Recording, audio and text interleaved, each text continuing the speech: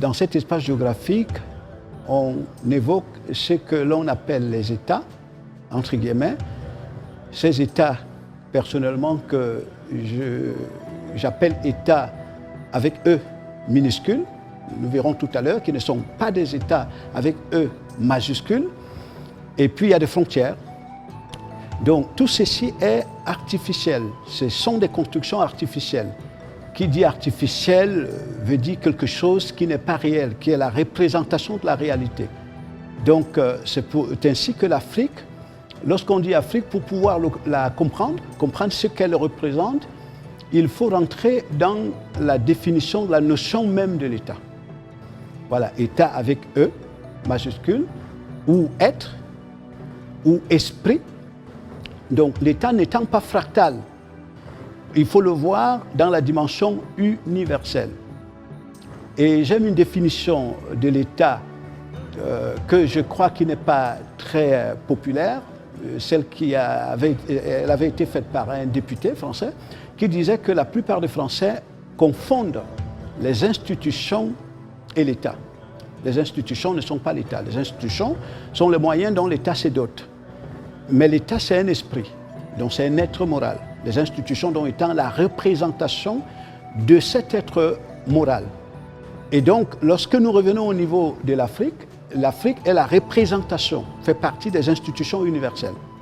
Donc, ces institutions universelles sont la représentation de ce qu'on appelle l'État, dans la dimension métaphysique, dimension morale, et c'est cet État qui organise les institutions sur le plan universel. Et l'Afrique donc va rentrer dedans, il va faire partie des maillons de ce grand ensemble qu'est l'État au niveau universel. Lorsque je parle de l'État, je vais le souligner dans deux dimensions. Il y a la dimension institutionnelle, c'est-à-dire qui touche à l'organisation que nous observons universelle, et puis plus loin, il y a la dimension métaphysique, elle qui inspire l'organisation institutionnelle. Voilà, donc c'est cette dimension métaphysique, donc on dit personne morale, donc un système de pensée qui organise les institutions. Donc nous allons voir dans la première dimension qui est la réalité, qui est représentée au niveau de la deuxième dimension. Et dans la deuxième dimension, donc, nous allons trouver l'ensemble de ce qui est présenté comme les États dans le monde. Donc c'est ce même État, donc personne morale, qui est représenté par les institutions occidentales, la France, les États-Unis et toute l'Europe par exemple, et c'est cette même personne morale qui est représentée par ce qu'on va appeler l'Afrique. Maintenant, au niveau de la représentation, ceux qui vont comprendre, qui vont saisir les intentions de la personne réelle dans l'État, ce sont ceux-là qui vont avoir la proximité avec l'État. Donc c'est au travers d'eux que l'État va organiser l'espace universel, institutionnel universel. Et je rappelle encore que cet espace institutionnel, avec ce qu'il comporte, les lois, les populations et tout le reste, c'est un édifice artificiel. Ça veut dire que même les populations vont être artificielles, donc sont mises en mouvement de manière subtile pour atteindre les objectifs de l'État. Déjà, les populations, il ne faut pas les voir au niveau de la distinction. Généralement, quand les gens parlent de race, ils se limitent au niveau des apparences, c'est-à-dire la couleur de peau. Donc, et puis, c'est ainsi qu'on dirait, on dirait qu'il y a les noirs, il y a les blancs, il y a les rouges, il y a les jaunes, et tout ce que vous voulez. Voilà. Or, le terme race, en réalité, le définir de cette manière, c'est très partiel, c'est très artificiel, c'est même erroné. Bon, et bien si vous tenez compte, vous voyez qu'il y a un système de pensée qui est universel, une manière de se penser et de penser le monde, qui, elle, est construite par les politiques éducatives, et en fonction du rôle que chaque maillon doit jouer, vous comprendrez que si vous allez au-delà des apparences, ce que j'appelais représentation, vous allez dans la réalité, vous verrez que c'est le même système de pensée. Ça veut dire, par exemple, que lorsque vous arrivez à Kinshasa, vous allez à Yaoundé, vous allez à Abidjan, vous allez voir des individus qui ont les mêmes désirs que ceux qui sont en France, que ceux qui sont en Suisse, que ceux qui sont aux États-Unis. Vous allez voir que les individus sont mis en mouvement quotidiennement à partir de la même logique des valeurs. concept de richesse, concept d'intelligence, concept de bien-être. Donc, derrière, c'est le même système de pensée qui est en mouvement. Donc, ce qui va donc dire que les apparences relatives à la couleur de la peau ne seront que obsolètes. Lorsque nous considérons l'Afrique comme une branche d'un arbre, l'arbre a des racines, et puis ce sont ces racines qui s'expriment sous la forme de branches multiples. Donc les branches, aucune des branches n'a une identité propre. Donc les branches vont être l'expression de l'arbre.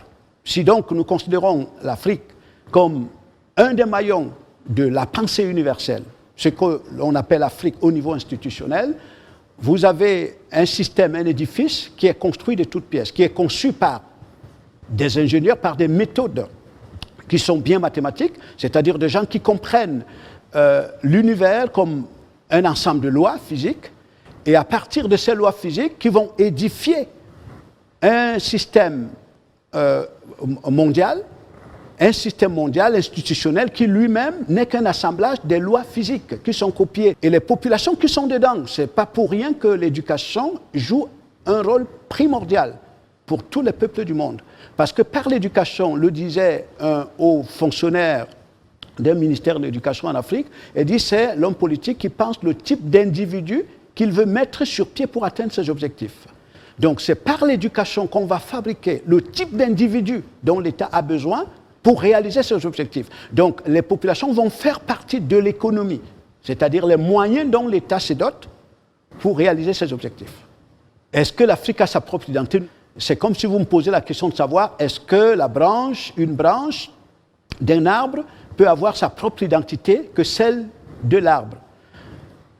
Tout le monde à qui on poserait cette question, il répondrait non, que ce n'est pas réaliste. Voilà, c'est d'ailleurs là que se situent les questions qu'on peut observer en Afrique. Parce que lorsqu'on observe ce que l'on appelle l'Afrique en réalité, dont la réalité n'est que l'expression d'un système de pensée universel, donc un marché qui est construit par des individus représentant l'État et qu'ils maîtrisent à perfection et dont ils déterminent eux-mêmes le mouvement. Donc, dire que l'Afrique a une identité, c'est ne pas comprendre en réalité ce qu'est l'Afrique. Les populations ont été conçues pour être des antennes, des récepteurs d'informations, des récepteurs d'ondes. Mais posez-vous la question, ces ondes qui sont en mouvement, comme au travers des populations, viennent d'où? C'est très bien organisé, c'est très bien articulé.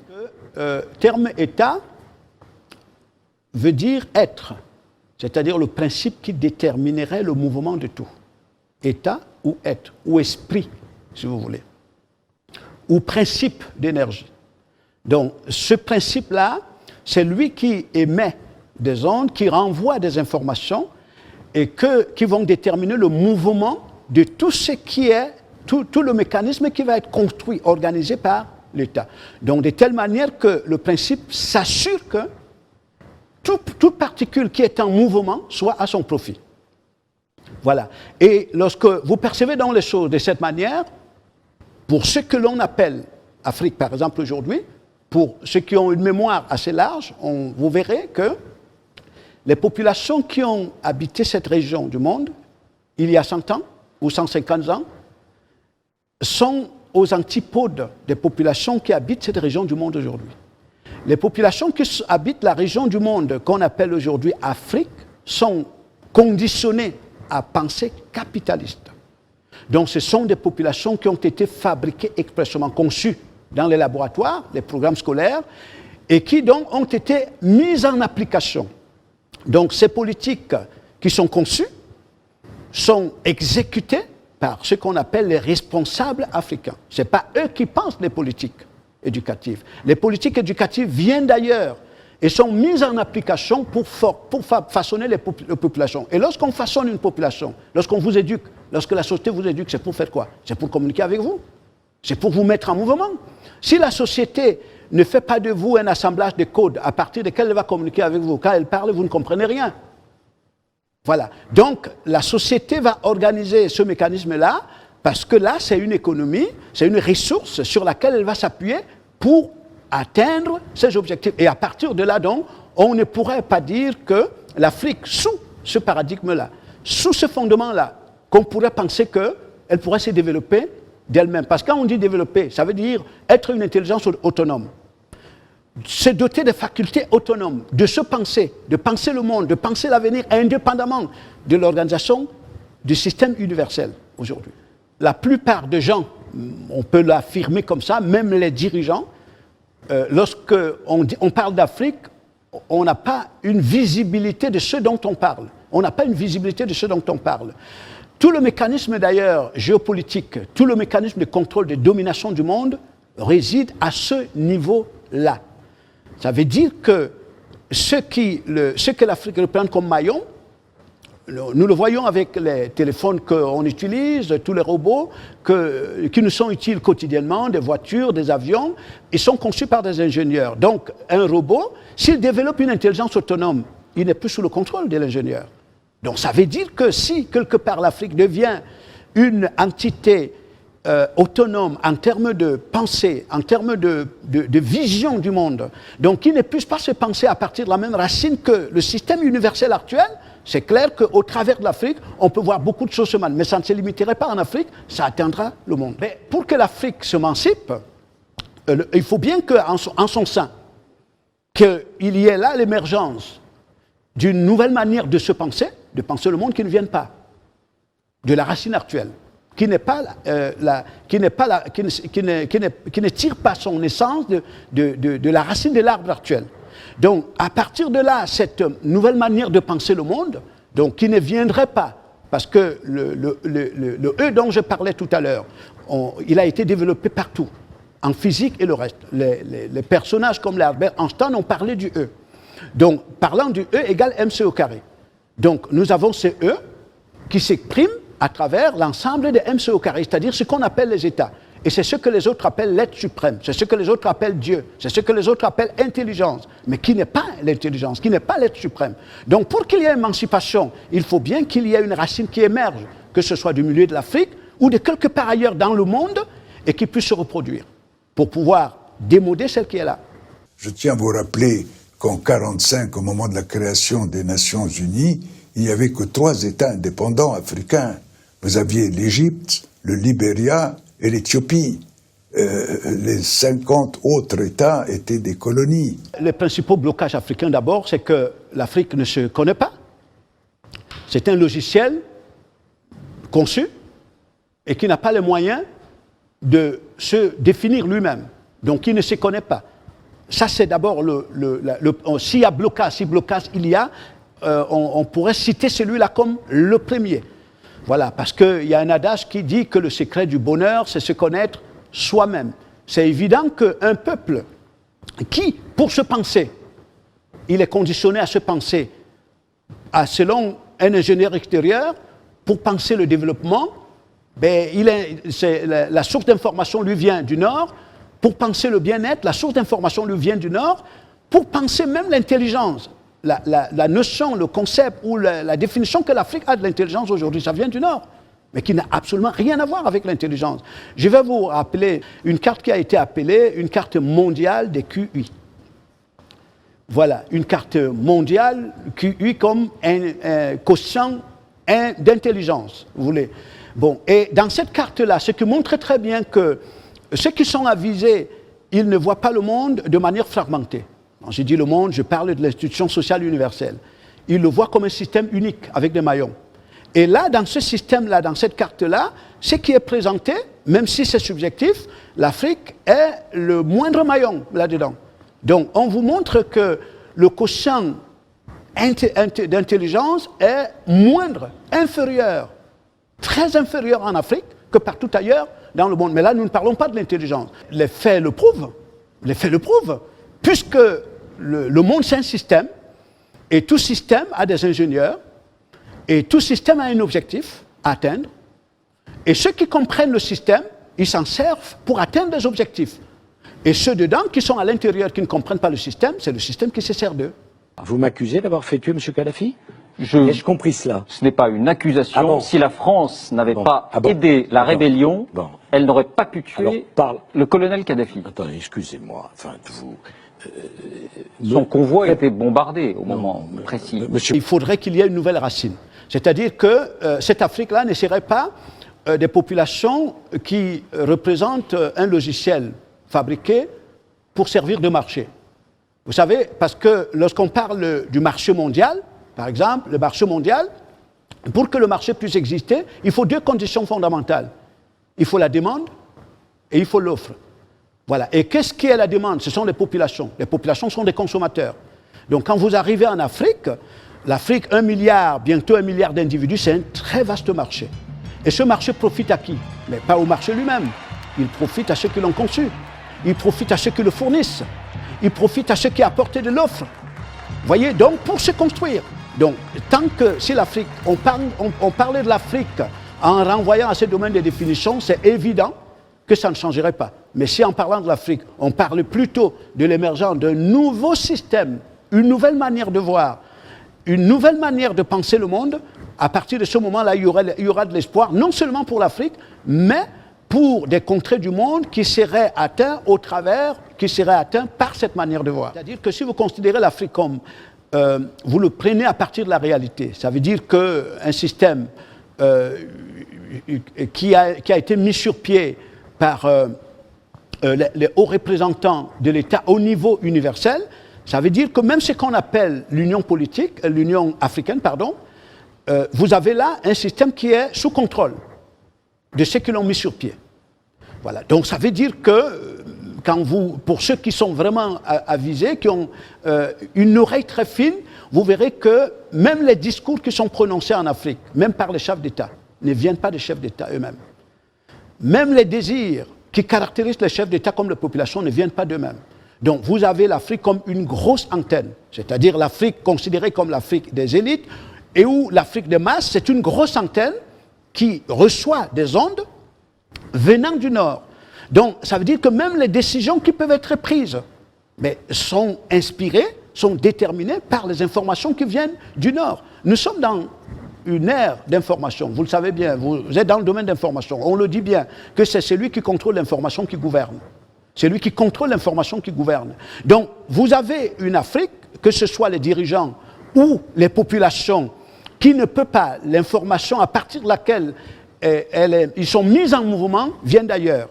Comment est-ce que la donne peut être changée si l'Afrique, il n'y a pas là l'émergence d'une nouvelle racine identitaire, une nouvelle conscience. Vous voulez, si les pharaons revenaient aujourd'hui, les pharaons d'Égypte, auxquels la plupart de ceux qui se disent africains se réfèrent aujourd'hui, les pharaons se reconnaîtraient plus du côté de l'Occident que du côté de ce qu'on appelle l'Afrique actuelle. Oui, parce que l'Occident aujourd'hui, c'est le paroxysme de la pensée égyptienne. L'Occident d'aujourd'hui, c'est le paroxysme de la pensée égyptienne. Vous voyez quelque part, vous qui lisez, il y a Pharaon qui disait que la lune est sa cousine et le soleil aussi son frère. Donc, ce sont des individus qui comprenaient mieux ce que c'est que l'État. Ils avaient une vision beaucoup plus réaliste de ce que c'est que l'État. Donc, ils voyaient l'État se manifester à travers toutes les formes qu'on observe. Et lui-même, le Pharaon, l'Égypte, considérant comme simplement la représentation de l'État, pas la réalité. La représentation de l'État. Voilà. Donc, de cette manière-là, normalement, si l'Afrique veut émerger, si elle devait émerger, nous avons ce qu'on appelle aujourd'hui l'espionnage industriel. Ce que les sociétés gardent le plus, préservent le plus, c'est l'information. Ce qui fait la puissance des sociétés, c'est l'information. Mais l'information, pas l'information diluée, pas l'information modélisée. La vraie information, ce n'est pas dans les bibliothèques. La vraie information, elle est intuitive. Elle est intuitive. Ça veut dire que nous avons là des gens considérés comme des grands esprits qui s'alimentent directement de la source d'information qui organise le monde. Bon, et par ailleurs, on a dit aux Africains que pour devenir intelligent, il faut aller dans les bibliothèques. Pour devenir intelligent, il faut aller dans les librairies. Pour devenir intelligent, il faut aller dans les universités. Et quand vous y allez, qu'est-ce qu'on fait? On vous modélise. Donc ce qu'on fabrique, mais c'est de la ressource. On fabrique des ouvriers. Là-dedans, on fabrique des consommateurs. Donc ça fait que vous êtes coupé de la véritable source d'information. Vous voyez, donc pour les États, on peut vous donner de l'argent. Mais la vraie information, on ne vous la donnera pas. Parce que si on vous donne la vraie information, ou alors on vous donne vers la trajectoire qui vous amène à la vraie information intuitive, on peut avoir des gens qui bouleversent le monde. Le 5 septembre 1960, nous avons révoqué, conformément à l'article 22 de la loi fondamentale, le Premier ministre, M. Patrice Lumumba, et certains autres ministres. Nous sommes jusqu'à aujourd'hui sous le chantage de ceux qui tiennent les armes. Depuis notre indépendance et jusqu'à aujourd'hui. Ce sont ceux-là qui parlent ici. On parle de l'identité congolaise.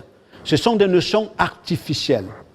Et pour les fins politiciens, ce sont des concepts qui sont conçus pour vendre des mythes à la population. Parce que vous ne pouvez pas gouverner les populations, mobiliser les populations quotidiennement si ce n'est pas par des mythes que vous devez entretenir dans l'imaginaire collectif des populations quotidiennement. Donc, c'est de cette manière-là que vous voyez l'Afrique comme un sous-ensemble, je dis bien globalement, comme les États, sous-ensemble du grand ensemble. Donc, parler d'indépendance, ben, si vous voulez, c'est quelqu'un qui croit à l'indépendance, c'est quelqu'un, il reviendrait pour lui de croire au Père Noël. Voyez. Donc c'est ça, quand on dit indépendance, c'est quoi? Si nous allons dans l'essence même du mot, l'indépendance, quelqu'un qui est indépendant, il est souverain. Il se pense lui-même, il pense le monde lui-même. Vous voyez très bien, donc il est à la source de l'information. Il ne reçoit pas de l'information par un intermédiaire. Parce que s'il y a un intermédiaire qui façonne votre vision du monde, il va vous construire, il va vous donner la vision qu'il veut, qui n'a rien à voir avec la réalité. L'Afrique en est là? Non. La civilisation, elle est, on peut dire, elle est unique, la civilisation. Donc, cette civilisation, il faut la penser à partir de sa racine. Donc, c'est cette racine-là qui s'exprime dans des multiples formes, Voilà, donc ce qui veut dire qu'il n'y a pas de civilisation africaine, civilisation occidentale, civilisation, je crois, indienne, civilisation, non. Vous avez là une entité unique qui s'exprime au pluriel. Et si vous voulez comprendre la notion de civilisation, il faut la voir à partir de cette source-là. Effectivement. D'ailleurs, si on observe très très bien aujourd'hui, par exemple, l'État supposé du Congo, quand il pense le développement, c'est par rapport aux pays du Nord. Quand l'État du Congo pense l'intelligence, la richesse, c'est selon le concept, selon le sens que les pays du Nord ont donné à ces termes-là. On peut le généraliser pour toute l'Afrique. Et d'ailleurs, c'est ce qui explique les vagues migratoires. Le fait que ce que le Nord, l'Occident émet comme onde, comme vibration, l'Afrique ne peut pas résister à être avalée, à être attirée à cette attraction. Donc, il n'y a personne en Afrique qui se pense en dehors du Nord. Et la civilisation, quand on parlera donc des civilisations ou multiples civilisations, mais il faudrait qu'on l'explique, puisque les faits sont là. Les faits sont là. Si l'intelligence des mots reste subtile, les faits sont là pour nous renseigner, pour nous informer, pour nous permettre d'imaginer un peu la profondeur de l'intelligence des mots. L'Afrique n'existe que pour les non-avisés. Pour ceux qui sont avisés, nous avons là, encore une fois, une personne morale, une entité singulière qui s'exprime au pluriel et à divers niveaux. Voilà, donc si l'Afrique n'existe donc pas, bon, on ne pourrait pas parler de la mort de sa culture ou la mort de sa civilisation. Vous voyez, donc, ce qui n'existe pas ne saurait avoir une culture ou une civilisation ou le reste. D'ailleurs, pour ceux qui ont un âge un peu avancé, je me souviens à l'époque où le pape Jean-Paul II, c'était le pape Jean-Paul II, avait prononcé pour la première fois, c'était en Afrique, le mot d'inculturation. Inculturation. Donc, en disant que tous les peuples représentaient le même Dieu. Et chaque peuple pouvait adorer ce Dieu-là dans son mode d'expression, ce qu'on appelle culture. C'est un mode d'expression, mais ce mot d'expression, est-ce que ça vient de la représentation ou alors de celui qui est représenté? Ça vient de celui qui est représenté. Maintenant, la représentation, justement, comme plus elle n'est pas consciente de la dimension qu'elle représente, elle va croire, celui qui représente va croire qu'il y a lui et la représentation. Donc il va penser qu'il y a sa culture et peut-être la culture des autres.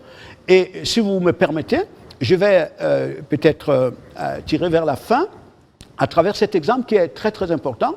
Vous voyez un peu ce qui est observé comme désordre dans la gouvernance en Afrique. Il est dû à quoi? Vous ne voyez pas ce mode de gouvernance dans les pays du Nord. Pourquoi? Parce qu'en Afrique, il y a exactement une crise de représentation. Quand vous prenez un chef d'État africain, je parie qu'il y a la difficulté à comprendre ce qu'est l'État et ce qu'est la représentation qui est le chef d'État. Parce que le chef d'État représente l'État, c'est-à-dire comme personne morale. Donc le chef d'État n'est pas plus grand que l'État. L'État peut se faire représenter par n'importe quel outil qu'il veut. Vous n'êtes pas indispensable en tant que représentation. Mais lorsqu'un chef d'État pense que lui, il est au-dessus de l'État, vous voyez, il va se créer une crise de représentation. Une crise de représentation. Et la même chose, les populations. Cette crise de représentation se situe même au niveau des populations. Parce que les populations aussi pensent qu'il y a elles et l'État. Et pourquoi? Parce que dans l'éducation qu'on a donnée aux populations africaines, l'État, ce sont les institutions. On ne leur a pas amené à comprendre que l'État, ce ne sont pas les institutions. Les institutions sont la représentation de l'État. Et les populations font partie des institutions. Donc les populations aussi sont la représentation de l'État. Voilà. Donc si le chef d'État perçoit les choses de cette manière, vous verrez clairement qu'il sait qu'il est un serviteur de l'État. Mais il n'est pas l'État. Et à partir de ce moment-là, on peut rentrer dans ce que les Occidentaux appellent la bonne gouvernance. Vous ne pouvez pas voir au jour d'aujourd'hui cette crise au niveau occidental. Au niveau occidental, un chef d'État sait qu'il est la représentation, il est le serviteur de l'État. Pas des institutions, au-delà même des institutions. J'ai dit bien de l'État. Donc, et il ne se voit pas indispensable. Il sait que l'État peut se faire représenter par n'importe qui. Mais là, il faut avoir une vision avancée qui vous permet d'avoir la clarté du fonctionnement du monde pour pouvoir opérer de cette manière. Une Afrique moins aliénée, je ne sais pas si l'Afrique, telle que nous la voyons aujourd'hui, l'aliénation c'est très bon, parce que c'est une ressource pour ceux qui ont organisé le monde. Ceux qui ont organisé le monde redoutent le plus, c'est l'intelligence. C'est l'intelligence, parce qu'on sait que l'intelligence ne peut pas être domesticable. L'intelligence ne peut pas être gouvernable.